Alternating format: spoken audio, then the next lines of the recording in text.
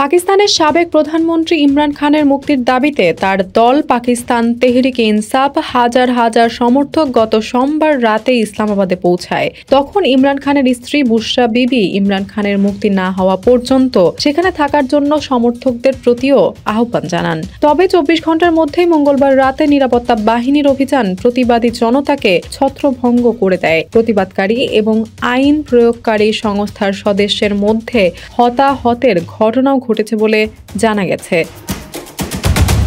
রাজধানী ইসলামাবাদের রেড জোনের কাছে এই অভিযান চালানো হয়। অভিযান শুরুর সঙ্গে সঙ্গেই বুশরা বিবি এবং খাইবার পাখতুনখোয়ার মুখ্যমন্ত্রী আলী আমিন গান্ডাপুর অন্ধকারে পালিয়ে উত্তর পশ্চিম প্রদেশে ফিরে যান। নিরাপত্তা বাহিনী টিয়ার গ্যাস ব্যবহার করে জনতাকে ছত্রভঙ্গ করে। বুধবার সকালে পিটিআই এক বিবৃতিতে প্রতিবাদ প্রত্যাহারের কথা জানায়। বুশরা বিবি এবং গান্ডাপুরের আকস্মিক প্রস্থানের বিষয়ে প্রশ্ন তুলেছেন রাজনৈতিক পর্যবেক্ষক আহমেদ ইজাজ। তিনি বলেন, তাদের পদক্ষেপ দলের মধ্যে বিভাজন গভীর করবে। ডিচকে তারা যেভাবে সমর্থকদের ছেড়ে গেছে তা দলের ভবিষ্যৎ পদক্ষেপ নির্ধারণে সমস্যা তৈরি করবে। প্রতিবাদকারীদের ফিরে যাওয়া প্রসঙ্গে বিশ্লেষকরা বলেছেন, চাপের মধ্যে ছিল পিটিআইয়ের নেতৃত্ব।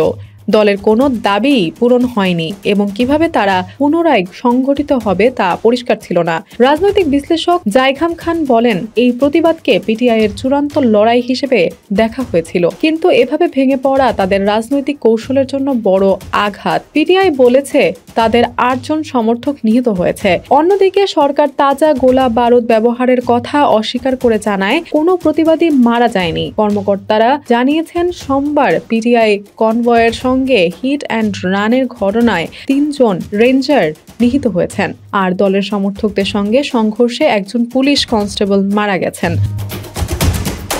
2022 সালের এপ্রিল মাসে পার্লামেন্টে অনাস্থা ভোটের মাধ্যমে ইমরান খানের সরকার অপসারণ হওয়ার পর থেকেই পিটিআই প্রতিবাদমূলক কার্যক্রম চালিয়ে আসছে। গত ফেব্রুয়ারি নির্বাচনে পিটিআই প্রার্থীরা সবচেয়ে বেশি আসন জিতলেও দলটি সরকার গঠন করতে ব্যর্থ হয় এবং এদের ম্যান্ডেট চুরি হয়েছে বলে দাবি করে। ইমরান খান 2023 সালের আগস্ট থেকে কারাগারে রয়েছেন। তার বিরুদ্ধে দুর্নীতি ও রাষ্ট্রদ্রোহ সহ বিভিন্ন অভিযোগ রয়েছে। দুর্নীতির অভিযোগে বুশরা বিবি 9 মাস কারাগারে ছিলেন, পরে অক্টোবরে জামিন পেয়েছেন। স্বরাষ্ট্রমন্ত্রী মহসিন নাকভি বুশরা বিবিকে ইসলামাবাদের অস্থিরতা সংগঠনের জন্য দায়ী করেছেন। পিটিআই নেতা সৈয়দ জুলফি বুখারী দলের ভবিষ্যৎ পদক্ষেপ সম্পর্কে মন্তব্য করতে অস্বীকৃতি জানিয়ে বলেছেন, দলটি হতাহতের পরিস্থিতি মোকাবেলায় মনোযোগ দিচ্ছে। কিন্তু লাহোর ভিত্তিক রাজনৈতিক বিশ্লেষক বেনজির শাহ বলেছেন, ইমরান খানের মুক্তির জন্য আরেকটি বড় মাপের প্রতিবাদ শুরু করা পিটিআইয়ের জন্য এই মুহূর্তে অসম্ভব। তিনি বলেন, সামনে এগিয়ে যাওয়ার জন্য পিটিআইকে তাদের কৌশল পূর্ণ বিবেচনা করতে হবে। অন্যান্য রাজনৈতিক দল এবং আন্দোলনের সঙ্গে জোট গঠন করতে পারে, এটি সম্ভাব্য পথ। বিশ্লেষকরা বলেছেন, পিটিআইয়ের সাম্প্রতিক প্রতিবাদে ব্যর্থতা তাদের নেতৃত্বের অভাবকে স্পষ্টভাবে তুলে ধরেছে।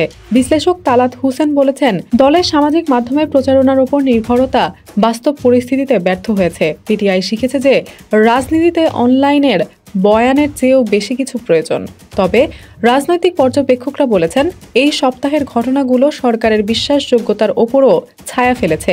রাজনৈতিক বিশ্লেষক বেনজির শাহ বলেন, ভবিষ্যতে প্রতিবাদ রোধ করার জন্য সরকার শক্তি প্রয়োগ করেছে, তবে এই কঠোর পন্থা উল্টো ফল দিতে পারে এবং এই ঘটনা সরকারের ব্যর্থতা এবং সংলাপ প্রচালনার অক্ষমতাকে প্রকাশ করে। ইসলামাবাদ ভিত্তিক বিশ্লেষক জাইখাম খান আন্দোলন দমনে সরকারের প্রতিক্রিয়ায় বিস্মিত হননি।